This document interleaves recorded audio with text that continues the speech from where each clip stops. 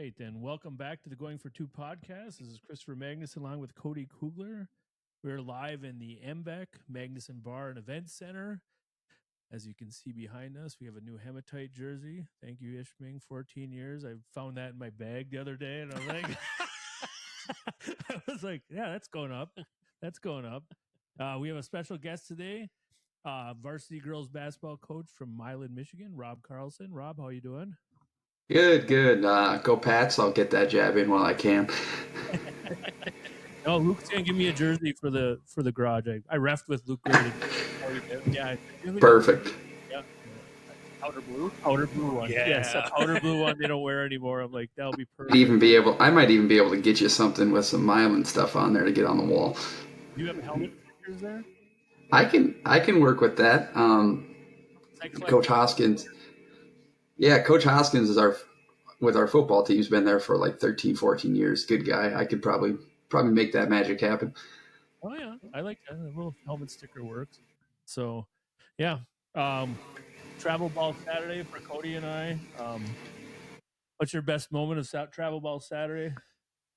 Ooh. I got I don't have many good that it's over. Third grade basketball is just you're repping to not have injuries. Yeah, I guess you could say. And then, actually, the best one was first game. One of the coaches comes up to me and he's like, or she's like, "I have laryngitis. I can't call for timeouts." And I'm like, perfect. And that's my problem. How? Yeah. You have an assistant. You're both standing up. I can hear her loud and clear. Well, the parents can call timeout for, Yeah. I watched a 6th grade kid from a local school get 2 nut shots in one game. I actually felt bad for him. I was like, ooh. One for each? One for each. Like, hold on. We're going to take a break here. But so anyways, Rob's here. Rob, tell us a little about your season, how it's going, what you're looking at as far as your district pairings, all that fun. So, it's interesting that our numbers are low, but it's crazy down here. I feel like girls basketball has been low. We've played 4 teams this year that don't even have a JV team, and that's insane considering the number. I mean, we're at an enrollment number of like 600. So we have 20 total in the program. There's a couple teams. Ipsy Lincoln, for example, has got 1,100 in the school. They don't have a JV team. Yeah, the numbers, it's insane. So with that being said, our numbers are decent, but we have 1 senior, 4 juniors. I've got 5 sophomores on my varsity team, so we're extremely young. Got a lot of freshmen. I mean, our entire JV team is basically freshmen. We have 1 sophomore down there. So we're young, and we're, predictably taking our lumps a little bit this season because of that. But in reality, I try and tell the girls that we're a really good JV team right now, age-wise. Yeah. Realistically, and it's not like we're not competitive in a lot of things, but we just don't have as many veteran horses that some other teams in our league might have. Right. To touch on what you're saying about not having the JV teams, have you spoken to some of these coaches, varsity coaches, as to why? So one of my girls plays for an AAU program out of Jackson, and the program director over there his name is Cody Cole, and he coached at Columbia Central, which has been a 4-time district champ over the last couple of years. They've got good numbers over there. And he was digging into some research, and flag football is like the big rage for girls right now. And it's not really conflicting as far as like seasons go, but the biggest drop in NFHS statistics is girls basketball right now. And it's a crazy drop. Well, you're finding a lot. You probably down there too. There's a lot of like club volleyball players. That is the number one culprit. Yeah, I mean, you're having kids from this area, even like partial foot and toe in the water as far as basketball, Right? On club volleyball. Yeah. Well, here's the prime example of that. We have our volleyball team last year went to the state semifinals, and our softball team actually went to the state semifinals as well. So we have athletes in the school, but that volleyball team, there was, I think they carried 13 or 14 on the varsity volleyball team. Oh wow. Zero played on my basketball team. Oh wow. Wow. Okay. No. Yeah. Yeah. I mean, it's an interesting thing because, like, you know, from third to sixth grade, it seems like there's a ton of basketball going on because there's no other sports that are organized, in my opinion. Right. Once you get to other organized sports or have access to other organized sports, they seem to find. I mean, and let's be candid, all three of us are basketball coaches. Basketball is hard. Oh Basketball, yeah.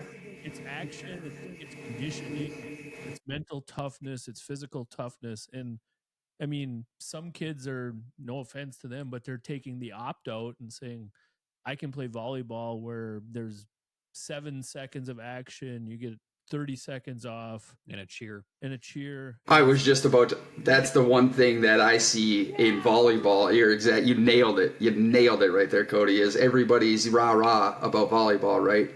yeah, And in basketball, it's a lot harder to be that way. yeah, And just for like reffing travel ball from grades 3 to 6, I mean, you can see who's coached them all those period of years. yeah, And then the next thing you know, it's like, okay, well, you had 15, you play 8, those Right. 7 aren't gonna want to go out for middle school basketball. yeah. Then they're gonna start, hey, But volleyball could, they're gonna go and see something to where a different coach might give them an opportunity.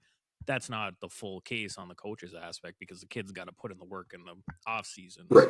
Right. But from my experience in seeing some coaches, you can split up the playing time because there's no travel ball banners in the gyms. no, well, Yeah. people, Right. no, they think it's a stepping stone to a state championship, But the other thing is like the quality of games in travel ball. I remember when I first started, Ishpeming had a really good girls team and Marquette had a really good girls team way back in the day. You might have still lived here, Rob, and it was like, I think it was like a sixth grade game or a seventh grade game, and it was like 50 something to 40 something. And like, I would never see that ever again. The way it's played right I've now, never it's seen 20 to 13, it's 26 to 14. Right.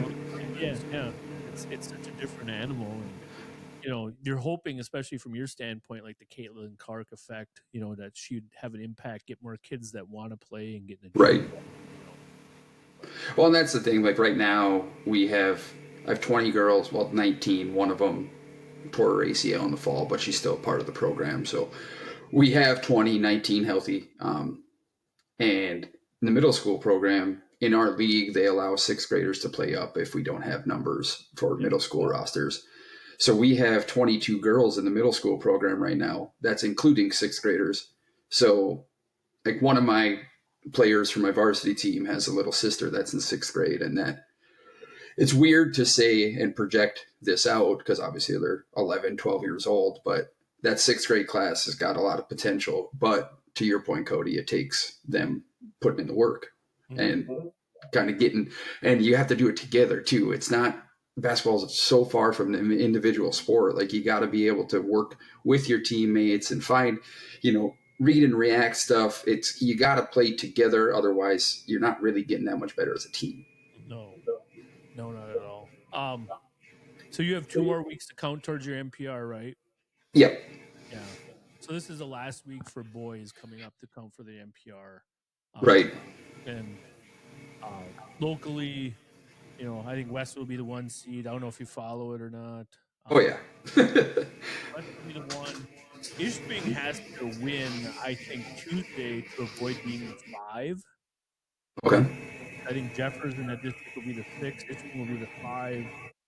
Calumet or West Iron would be the 4. Calumet the 3. Ironwood the 2. Wow. Yeah. So Ishpeming has to like beat Menominee. I feel, to avoid that. They played Nagani well last night, lost, close one. Big one today though is Marquette against Cass Tech. Rob, are you going to watch that? So I'm actually heading downtown for Michigan State hockey tonight, down to LCA. So I will not be watching that. However, Marquette's got their work cut out for them tonight.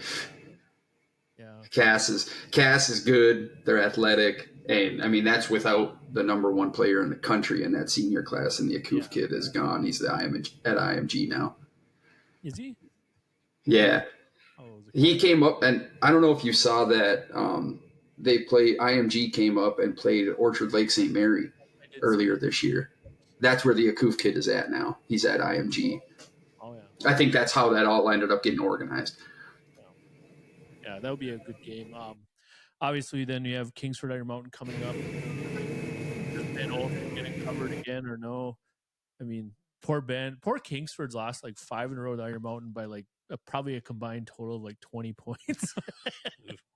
So that's coming up. But yeah, it's kind of like now it's district prep time, and stay healthy is the biggest thing right now. Right. Big win for Houghton this week. I thought they're kind of needed that. They beat Nagani at Nagani, so that was a big win for them. But yeah, it's kind of gearing into you have in the other district as far as Division 3, you have Menominee and Munising going for the 2 seed. Iron Mountain will be the 1, obviously, and then Gwyn, Bark River, and Mano will round out the bottom 3. So yeah, it's getting to that district time. What do you think of Gladstone? Did you follow any of the girls basketball up here, Rob? I do. Just because, especially Nagani's in our division basketball wise, so they would be potential foe down the line. And OD and Branch have invited us up to that holiday tournament both years that I've been coaching here, but it's a 7-hour bus ride with a bunch of teenagers. I don't know that I'm really prepared for that, if I'm being totally honest. You could make them sleep. Don't you have an assistant? Right. Yeah, make an assistant. You could drive up here and make your sister and make No, I would. Your program. I mean, I would love to do that and be able to coach, in Lakeview and but it's just, and it's also over holiday break, and the girl, you know how it is with being coaches previously. It's a crapshoot who you get over holiday break nowadays. Not wrong. Yeah, well, even Thanksgiving. I mean, over Right. Thanksgiving break, I was like, "Oh, we're going down to the Detroit game." I'm like, we have a game on Monday, but yeah, you gotta go. Well, and that's you weren't informed about this. Yeah. It was the night before. Well, like I'm not gonna be at practice tomorrow. And speaking of that, like looking at next year's calendar to kind of segue a little bit here, it's interesting because they have the girls second and the boys first again, which doesn't make any sense with football rolling right into basketball season. But I mean, as of right now, the first date of practice is a Wednesday for girls next year, as far as the MHSAA calendar goes. So because the girls' calendar always runs into the second week of practice is always that Thanksgiving week. yeah. So you really have a week and a half to prepare instead of 2 weeks. I'm wondering if it's either 1, a typo, or 2, they actually did something kind of smart and bumped it back a couple extra days to give the girls a full 2 week of prep. Yeah. I mean, they might have actually used their brains for once. They're not. Some of their decisions, like having the boys. I get the the equality and all that, but I mean having the boy either start the boys football season earlier, or because I mean you have teams that, and the other thing is like with the boys basketball, between finding officials and all that, it's a near impossible if you're in the state championship and you have to go back and reschedule it. Yeah. It's like like Right. I played the quarterfinal and started practice the next Monday. They're like talked to Coach Johnson. He's like, I'm not gonna give them a week off and then have to replan all of our games and all that. It's yeah, the MHSA has got it all screwed up. What's the biggest difference between basketball down there and up here? Besides the officials are better up here. Yeah, well, I'm gonna bite my tongue on that one. The biggest difference on that front is I know all you jokesters up there, so I can get away with a heck of a lot more up there. I'm starting to learn it. I'm starting to learn people down here. Last year, I'm not gonna lie, I got a couple more than I should have. Oh yeah. You got banged up. Wow. Well, 3. Three's in the vault. Okay. Do you run? Do kids make you run if you get attacked? Oh, the kids run and I run if I get one. Why do the kids have to run? That's not fair. No. The kid, if the kid gets one, Yeah. I follow the same rule. You should do. So you do sprints in front of them when you get attacked. Yeah. Wait. Oh yeah. All right. So what did But you no. Deanna's sitting down the hall. This is funny. I call it. I do a lot of pre-work in my technicals. Yeah. I just a lot of quick jabs here and there, and then finally I'll just throw the right hook when I have to. But I try and keep it PG for the most part. It's just a lot of times I get a little frustrated. I'm a competitor as much as we all are, and it's a lot of times it's me trying to protect my girls. Like it breaks into a football game out there, and it's like, why? Somebody's going to get hurt. Yeah. But the biggest difference, I think, is, and it's sad for me to say this, is the support that the communities give in the UP to not just basketball, but high school athletics in general. Yeah. Compared to down here is kind of night and day. And I think, Cody, you might have saw this last year. I was at the girls' state championships, and I had put a tweet out there that I said, the turnout for these state championship games is absolutely pathetic from the Lower Peninsula teams. Yeah. Because we were there for the Ishpeming game, and the Ishpeming side of that court is you can't move on that side. And then you look at the other side, and there's a school from 100 miles away, and there's nobody there. Yeah. Oh, you make a good point. I mean, the two biggest ones that I know of is when Munising won it 3 years ago. Yep. I mean, they literally said that whoever's the last one to leave, shut the lights on. Yeah, exactly. And I remember, like, in 2012, we beat Detroit Loyola at Ford Field. I mean, yeah. I don't know if they didn't have busing or. I was there. I mean, you're looking and it's like, okay, it's blue for a half of, from the 20 to the 20, and then you go look at the sidelines, like, the Top Warner game just in. What's going on? Right. So you do make a good point. Yeah. What do you think of the Luka trade?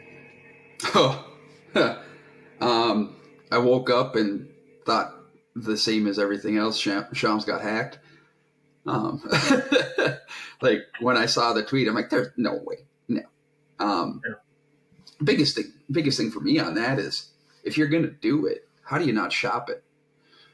Well, that's the thing. Took first off. Right. Yeah. And a couple of buddies of mine that don't really follow the NBA that much were, can you put this into terms that I'm going to understand? And I'm sitting there thinking, racking my brain, and I'm like, all right, they're NFL guys. I'm like, it's like trading Joe Burrow for Dak Prescott and a couple throw-ins. Yeah. I would take it. Of course you would, yeah. Look at your shirt, yeah. But Jerry wouldn't make that deal. Jerry, to his downfall, Jerry's too loyal. He's way too loyal to everyone. Like his loyalty to Dak Prescott, his loyalty to Romo, his loyalty to Jason Garrett, his loyalty to Wade Phillip. He doesn't want to admit that he has mistakes when he judges personnel. So my counterpoint to that is he also sits on contracts and waits till the final hour to pay a lot of people, which I don't understand. Because yes, I agree he's loyal, but he has a weird way of showing it because he waits until the final hour, like the Dak extension, the CeeDee Lamb extension. Like if you're going to pay him, just pay him. Yeah, that I don't get because it kind of hamstrings him as far as like free agency. Pursuing trades that he might have to absorb some salary cap and different things like that. I think it hamstrings him quite a bit. Right. Yeah. So back to the Luka trade. We got off topic. Damn Cowboys. Yeah, can't get away from it. This on. But yeah, I just the one thing I will say is is this the Lakers front office sticking up their middle finger at LeBron a little bit? I think it is, and this is, I mean, I'm going to be fully transparent here. I'm a LeBron guy. Um, but I think it's succession planning to a certain point, for sure. I agree with you on that. I mean, Father Time's undefeated. LeBron Oh, yeah, exactly. could, fight against in any aspect in the NBA. But I mean, I don't know. I was kind of reading some things about the Mavs, about Luka's weight problem. I know to me, he's just that valuable to where it's like, I don't know, stop giving him sweet tea or something. Yeah, give him like, some Ozempic, man. Go, yeah. I mean, it's just take a shot, Luka. I mean, and I'm not very into the NBA. It's hard just to see the 43s a game and everything like that. But yeah, the product sucks. but it's like it's Luka, it's Wemby, and it's who's OKC's Shea Gilgeous-Alexander. Yeah, it's like everybody's kind of relaying around those three guys, and it's like Luka's the third best, second best when he's in shape. Yeah, sure. But it's like from a shape perspective, I don't know if Dallas was just looking at it from New Orleans perspective and Zion. It's like, let's get something out of it. That's why, because it sounded like just reading the report, they thought his shelf life was 28. Yeah, like well, he's gonna and like that. From the Luka perspective, think about it like this too. You just lost $116 million by getting dealt because he's no longer eligible for the Supermax. So, and he's moving to California from Texas. Yeah. So your state taxes are right. Because he looked very glum. Right. Yeah. When they showed him there, it's like, I don't want to be here. He looked like me on the bus to Calumet last year. It's just like, I don't want to be going to Calumet. Yeah, it's just, I mean, it made the NBA more interesting. I mean, the play-in tournament or the middle season tournament or whatever the hell they call it is the most stupidest thing I've ever heard of in my entire life. It's, the off season in the NBA is almost better than the regular season. The trade, my interest more than the season itself. Because I'll watch the yeah, because they finally turn it up in the playoffs and actually play a little defense. And then my favorite part about the playoffs is like, oh, that's where he is now. Yeah. Oh, that's where he plays now. I didn't know that. Who's where? Right. Name 5 Utah Jazz. Go. Lauri Markkanen, Lauri Markkanen, Lauri Markkanen, and Lauri Markkanen. I can repeat. It's fine. Yeah. Yeah. Yeah. So it's, I mean, it's just, that's why I like to watch first round of the NBA because then I know where everyone is because I normally don't. Well, speaking of the trade deadline, did you guys see what Dennis Schroeder said? What he compared the NBA trade deadline to? Yeah. I was actually talking to my buddy about this.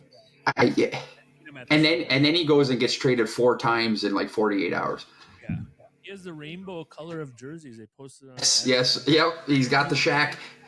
He's got the Shaq rainbow going. Shaq rainbow. All right, Dennis. Sorry.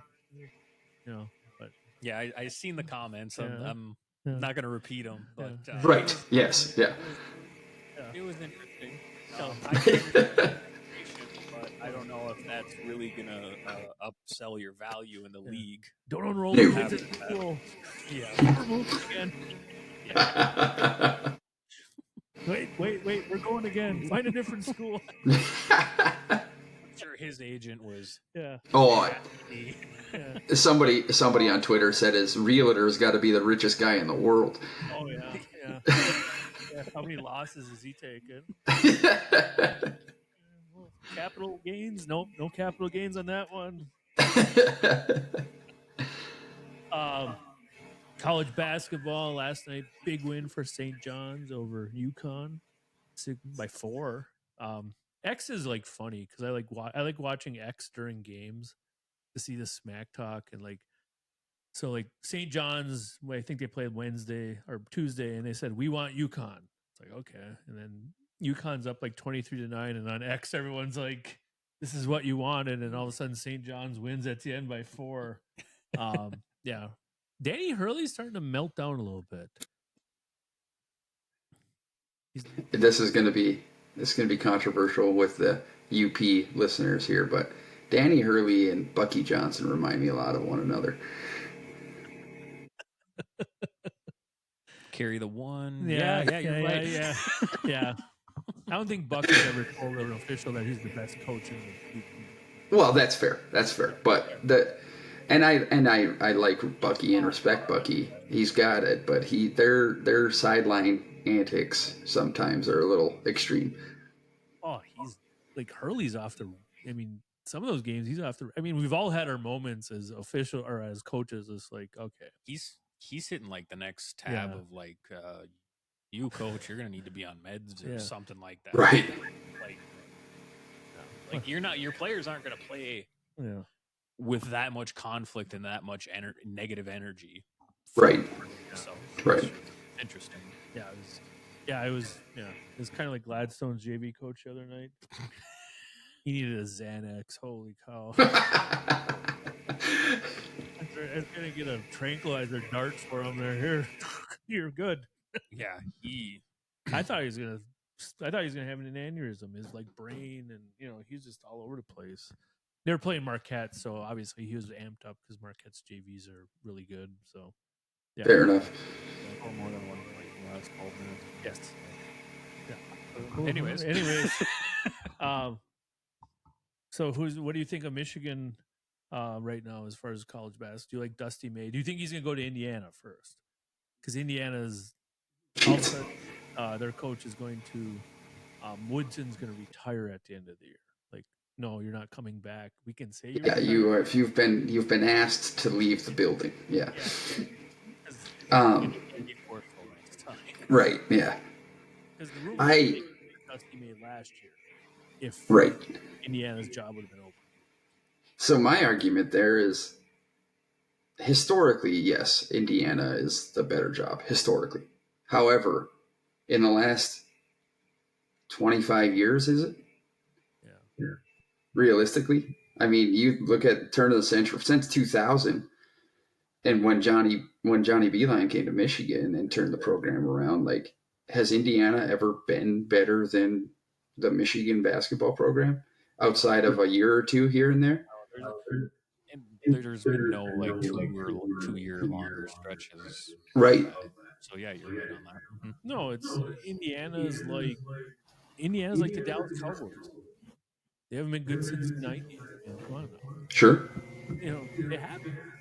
And it's like everyone lives on this name, and the thing is like you're reaching a generation of kids that they don't give a shit about Indiana basketball. They don't give a shit about Steve Alford and nobody knows Bobby Knight in these circles anymore, and such a different. Like you look at. I mean, like some of these blue bloods still keep their tradition, but even like Carolina's starting to fall down now a little bit, and that's with Michael Jordan backed money. Right. And I saw an article on ESPN about Carolina had an 89% chance by ESPN's FPI or whatever it is to make the tournament. And I'm like, on what planet are they going to make the tournament? They're like 13-10. They've got no good wins. Like, what do you mean?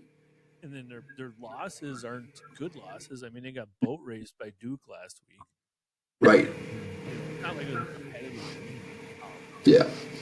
It'll be interesting to see what Indiana does. And I mean, I'm not a Michigan fan at all, but I love watching Michigan this year. The way the offense he runs and the way he rotates and how he gets his bigs looks on switches and all that. He's like very creative as far as his offensive scheming. Yeah, it looks so free flowing, but in reality, it's very structured. Like the players do a good job of reading the structure and making it look as more free flowing than it truly is. But because I mean, they've got 50 sets, I'm sure, Oh yeah. but they make a really good really good set look even better because of the ability to read and react. And I think that they've got the roster that just fits. Yeah, I mean, yeah, I really enjoyed it, and having bigs that can hit the three really opens it up for them. Danny Wolf's been a unicorn this year. Yeah, Yes. yes, I agree. Um, we have our 6 pack of games. Rob, you can pick with our 6 pack. We picked 6 college basketball games. Last week, Cody, we were 4-2. Yep. I was 4-2, so I gained 0 games on you. 0 games. And shout out to TJ. CJ 3-3. Yep. Got 500. 500. Yep. Uh, Today we See have if I can't keep it alive for the guests over here. yes, Florida at Auburn. I'm surprised this game's not a primetime game. Like should be. It's number 1 versus number 6. Unfortunately is because I'll have to take Auburn because I think they're the best team in the elite nation right now. Is that the game that got flipped to ESPN2 because Yes. of Luco's potential debut today? Yes. Okay. Yeah.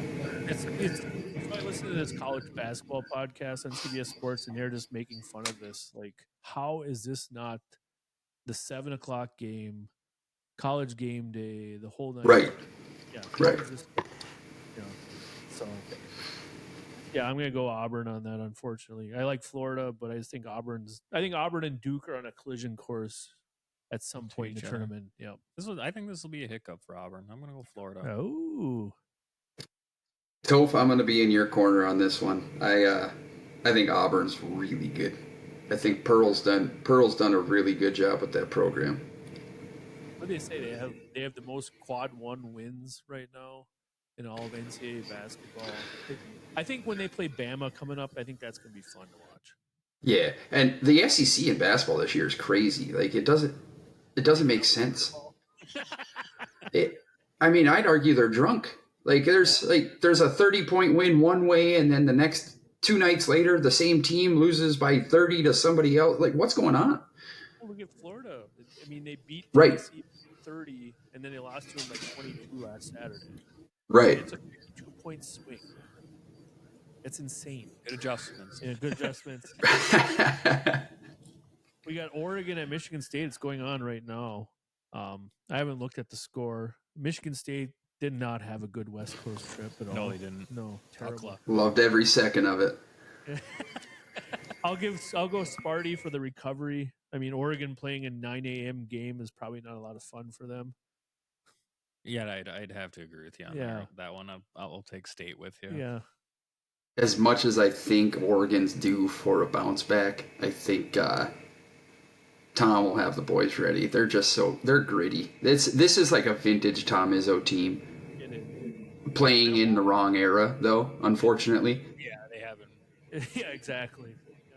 Like I was watching the end of the game at UCLA the other night, and they get a team that shoots the three terribly, and they get a look for Jaden Akins to toss a three up at the buzzer and end up losing the game by 2. It's like, how can you not attack downhill in that situation and force overtime? Give your team the best chance to win the game. But I digress. And I've said on this podcast numerous times, their 3-point shooting is going to be the death of them this year. Yeah, I agree, 100%.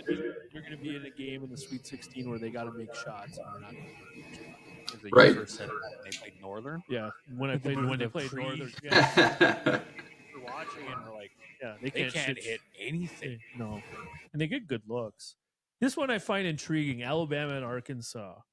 Nate Oates, Alabama, they're playing pretty well. Arkansas with the big win over Kentucky, which was kind of funny. Good for Cal, by the way.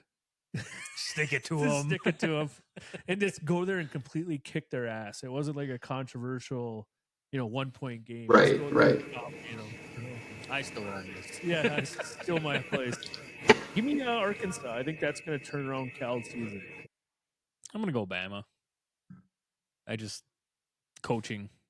Yeah. I'm riding with you, Cougs. Give me Bama all day long. I have never been a Calipari fan.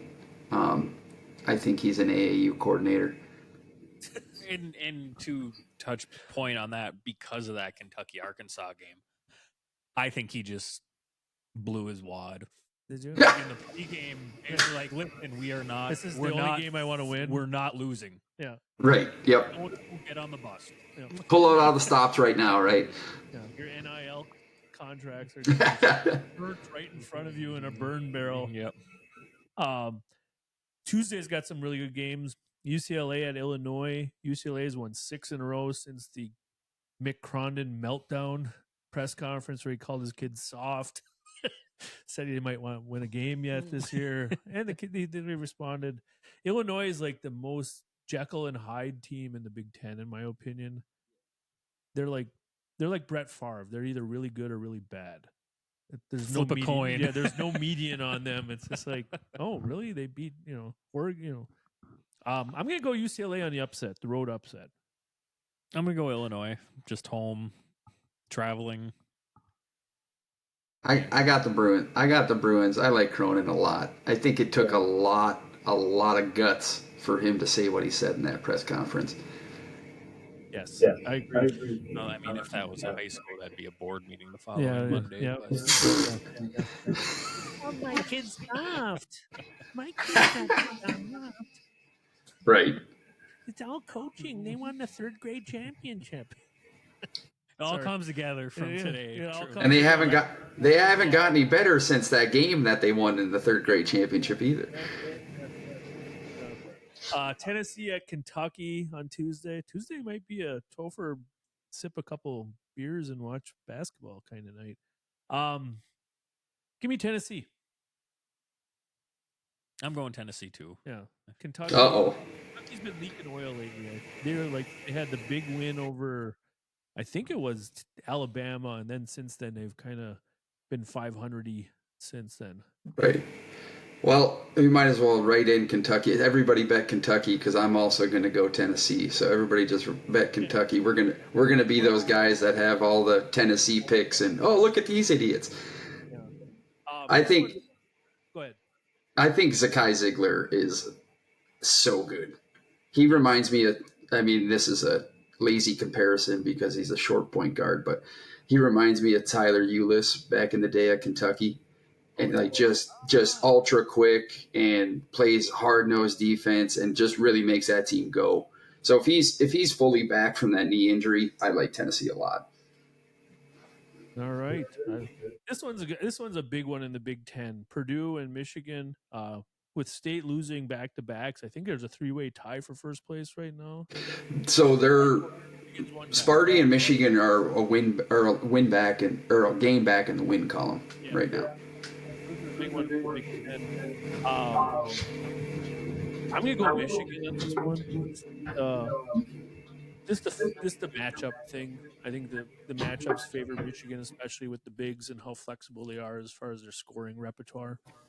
Yeah, I'm gonna have to go with Rob on this one and pick Michigan. Rob's. Here's the issue. Did you watch them? Did you watch them when they were in Purdue? Because that was. And you can have a 52-point swing coming back. Right. And like, that's my big thing. Like, I think they need to figure out the turnovers. Michigan does, I'm saying. And they turn over. That could be their detriment in March. Because I think they are a team that's built for a deep March run if they just hang on to the damn basketball. Yeah, that usually helps. People don't realize, as coaches, though, it's like I was trying to explain to my kid like two years ago. It's like, okay, if we turn it over, that means we can't shoot it. And even though Amen. we shoot very well, still a shot. And we offensive rebound pretty well, so we could get another shot. So, it's like people don't realize how valuable it is to hold on to the basket. But you can't win the game without it. Nope. Can't. Unless they have illegal players or something. Well, okay. So we have our 6-pack picks. Let's go over to the NFL awards. They came out during Super Bowl week. The Super Bowl that I'm least interested in my entire life. Yeah. This is like I don't know. This is like a travel ball game to me. I have zero interest. We'll go over the awards. MVP was Josh Allen. Who's your MVP, Cody? Joe Burrow. I thought it was Joe Burrow. Rob, who's your MVP? I like Josh Allen. I think, Cody, I hear you on the Burrow argument, but how can you be the MVP if your team's not even in the dance? Yeah. And Josh Allen is 0 for however many. I don't disagree. Yeah. And that's I mean, there's a reason. Yeah. In the logical aspect, yes. I mean, I would even most valuable Saquon could even be, but if you're going Fair. but Josh Allen is Buffalo. Like Yeah. there is Right. no second all three of those, but it's just kind of like Josh Allen had a defense. Joe Burrow is like losing by less than a score and is putting up numbers that is just Right. and that's just how it falls. And that's why Josh Allen didn't get it. I mean, he's, leading in multiple categories, didn't beat the Chiefs, but made it to the championship game. So I understand that. Yeah. I just think that if you're looking at it from a pure talent standpoint, I'd go Burrow by a little bit, but That's fair. Yeah. I would have picked Saquon. And like Lamar Jackson too.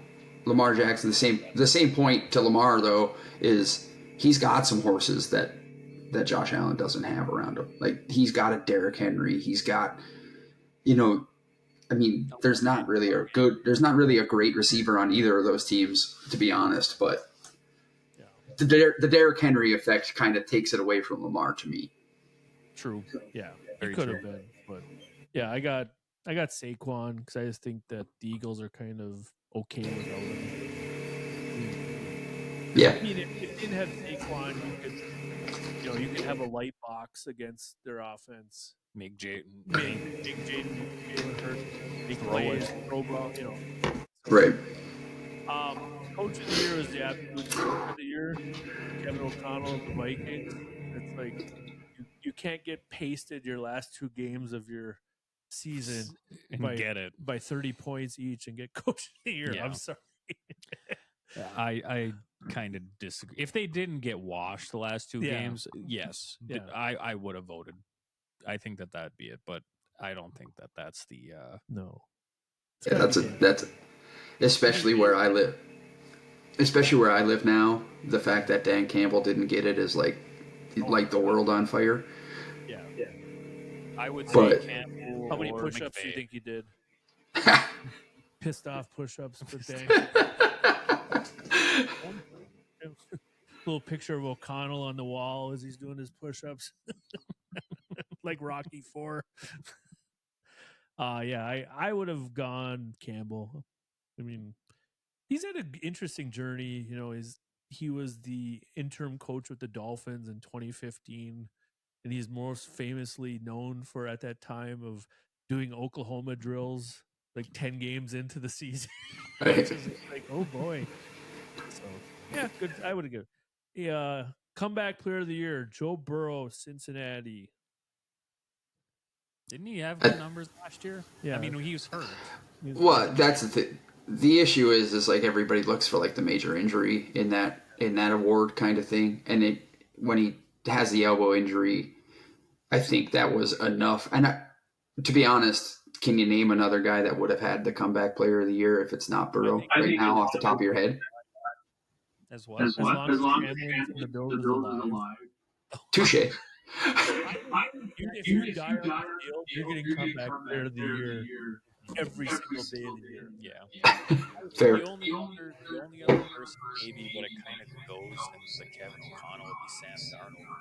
Yeah. I mean, he had a good, but he ended crap. Yeah. So here's my argument on Sam Darnold though. What's he coming back from? Like, where was he? Stinking. Yeah, right. Yeah. How can you be a comeback player if you're not coming back to anything? You got here. Yeah. The JJ McCarthy injury. Offensive player of the year, I would have went because I have Saquon as my MVP. I'd definitely go Lamar. for my offense player of the year. I would have, if Saquon would have been MVP, I would have Justin Jefferson or Jamar Chase. Ooh, Jamar Chase would be my pick if it's not Saquon, and obviously it is Saquon if he's not getting the MVP. I think it's Jamar Chase if it's not Saquon. yeah, I would. Yeah, I don't know. I think Lamar was kind of a cheat code at times, but AP Defensive Player of the Year Patrick Surtain II from Denver.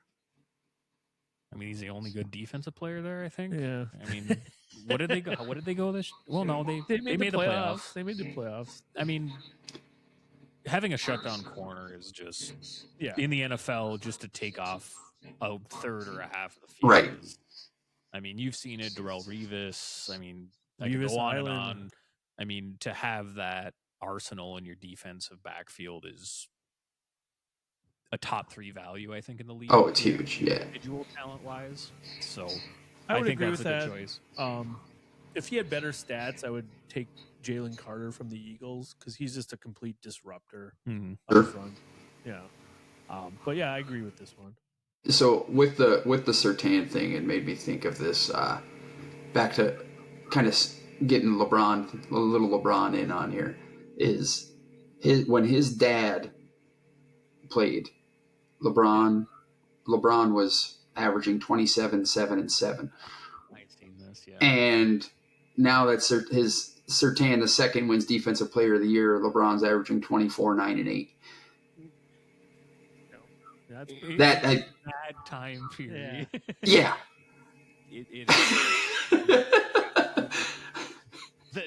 that's what would you think? LeBron, Kareem, like the only two that have like successful longevity. Yeah. That's impressive. That is impressive. Offense player, rookie of the year, Jaden Daniels. I'm all in on that. That's a shoe in. Yeah, that's no question. And then defense rookie of the year, Jared Verse, the Rams. I'm all in on that one. I'd say that would be a shoe in as well. Yeah, I think so too. he was. Yeah. I like the other D-line mate with Verse out in LA too, the Fisk kid. I mean, obviously he doesn't throw up the numbers that Verse does, but the Fisk kid's good. I didn't know that Verse didn't even have a star rating coming out of high school. Yeah. I mean, I guess right. College he initially went to before transferring a couple times, but that is, I mean, for those listening who, if you're not getting looked at and if you do want to make it to the next level, you just keep working. Yeah, we sound like a broken record player, but it's got to be like a psychoticness of motivation to continue. Oh yeah, and I always like if you're good enough, they'll find you. Yeah, exactly. Especially in today with all the technology, it's not 40 years ago. Super Bowl thoughts, Cody. Take this away. Refs versus the worst. And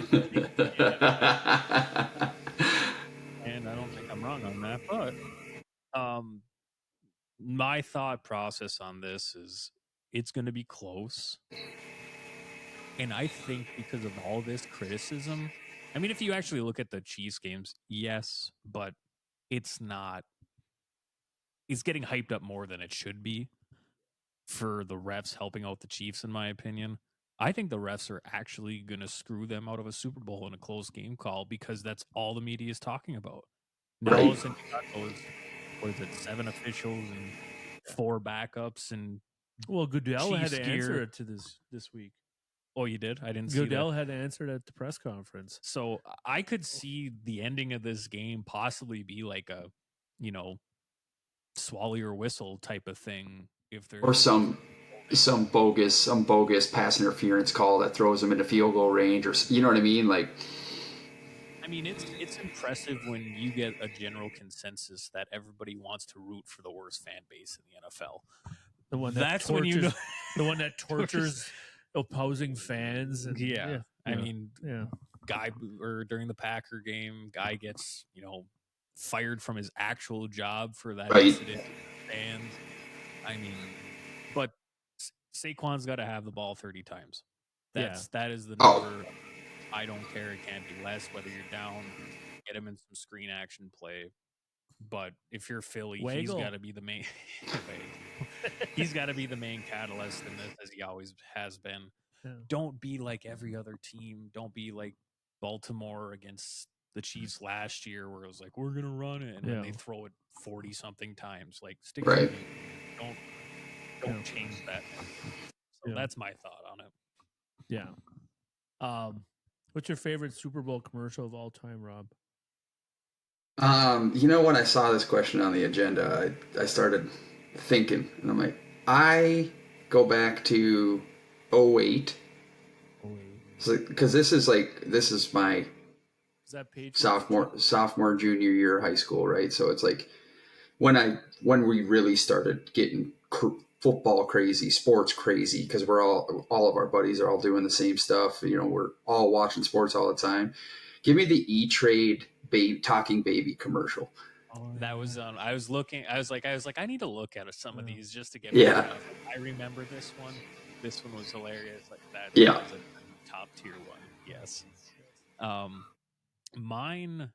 I actually recall this when I looked at it, and that's why. But it's the Terry Tate Office Linebacker by Reebok in 2003, and it just goes to like the boss who's just sitting behind a desk, like, we had Reebok bring in, Terry Tate, who's stud linebacker. Right.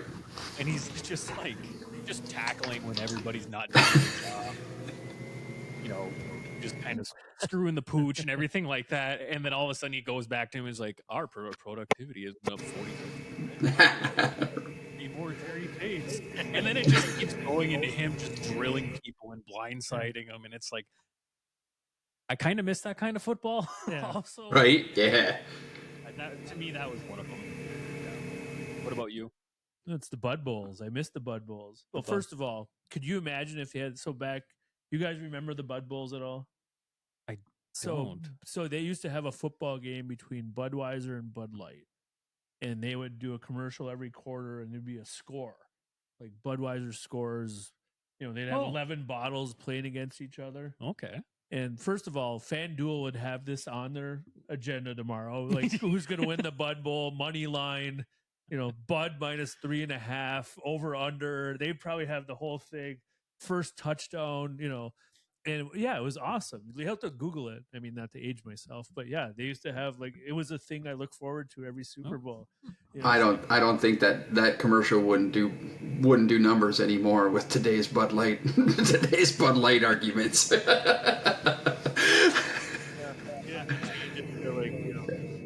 Michelob Ultra.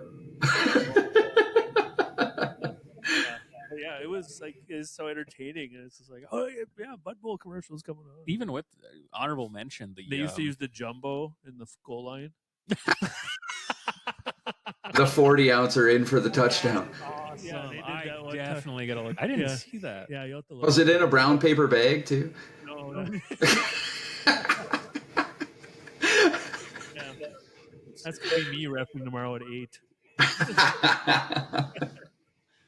I didn't see the Bud Bowl. Yeah, you have to look those up. I only seen honorable mention for mine was the Budweiser Frogs commercial. Oh, yeah, those were good. Those are a little bit back in the 90s and whatnot. But sure, if you look back at them, those are some funny ones. Yeah, I'll have to send you guys the Bud Bowl ones. Like I said, it'd be, if they had that these days, I could just see FanDuel right now. Get a Bud Bowl bet for $10. We're getting more bets in the Bud Bowl than the Super Bowl, right? I got no parlays. I got no bets on this game whatsoever. I got one. I'm a nerd. You're a nerd? What do you got? I got Philadelphia first half minus a half a point. So they got a lead at the end of the first half. Mm-hmm. I took the Chiefs at the end of the game, and I took the under. I could see. What's the over underline, Toph? What'd you get it at? Let me look here. I got it here. You got it? It's got to be. I haven't done a whole lot since we moved down here. After I got away from the old Ojibwa Casino in Marquette, I haven't been too bad.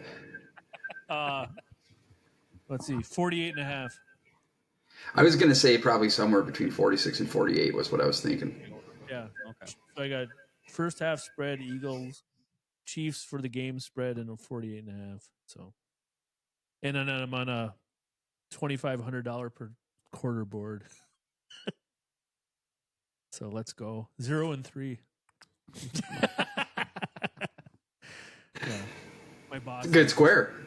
If you don't listen, if you don't see me on Monday, there's a reason why. You're talking about that before we sign off. Is like, do you remember? Was it the Rams in the Patriots where the score never changed for the last 3 quarters for like squares? So was that the junky one with Jared Goff? Yeah, it was like 12-3 or Yeah, 13. yeah. You had 3-3 at the end of the second quarter. You won 3 squares. You won second, third, and fourth. Right. So just think if you had like $7,500 if it was $100 board. Yeah, that'd be nice. Well, and like, it's so random. Like, look at last year because I run a board as a fundraiser, and last year overtime winner it was 2 and 5. Like, who sees their square of 2 and 5 and it's like, oh yeah, I'm gonna win. It's a mystery. What? Oh, by the way, Rob, Clem got 7 and 7 and $100 per square board. Of course he did. Of course he did. Of course he did. I was like, really? Yeah. So, all right. Final thoughts before we sign off, everyone. I'll start. My final thought is a shout out to what we did today. Shout out to the afternoon officials of any travel ball in the winter times. Try to eliminate the amount of eye roll to some of the comments that you'll hear and some of the gestures that you'll see from some outside fans and parents. So that's my shout out. Well, the other thing with that is that, the afternoon officials, the parents start having cocktails after the first break usually. Oh yeah. It's lunchtime, Jimmy. A couple Manhattans, so then you have to deal with that. Yeah. Shout out, Rob. I'll be a little sentimental with this one because we're getting into the dog days of the season. We're running into district time. Shout out to all the coaches' wives out there. My wife especially, she does the scorebook for all of our games, and she puts up with me and never being home. And you guys know how it is about in the winter, just running around like crazy coaching. And so shout out to the coaches' wives and what they do to keep the houses afloat while we're all doing our thing. Good call. Good call. Is she listening to you right now? She's probably down the hall somewhere, but that's my you're driving home from the hockey game tonight comment maybe.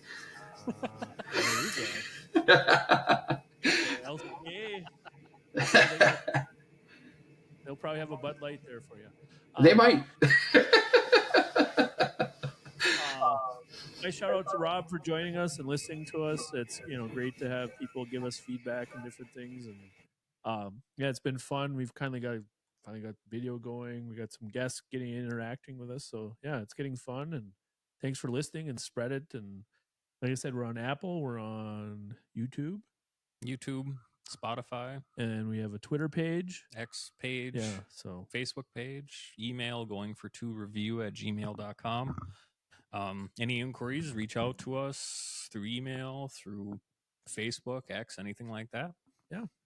So thanks for joining us today, Rob. It's been a pleasure. Good luck. Absolutely. Keep up the good work, fellas. I look forward to, and I will be honest, I curse you guys out when the episode's not up when I anticipate it being up. So we'll have it up tonight. I have to go for lunch after this, and then I'll probably be home after that. So. Is it one of those travel ball parent lunches? Are you going to go have a couple Manhattans? Yeah, it's going to be I'm going to have a beer for every time I heard travel and foul this morning. You're not putting this video up tonight then. I don't got enough charcoal for that. Yeah. So, all right, Rob, thank you very much. Enjoy. Good luck. Keep us abreast. Have a good Thanks, night. fellas. Thank you. Have a great night, everyone.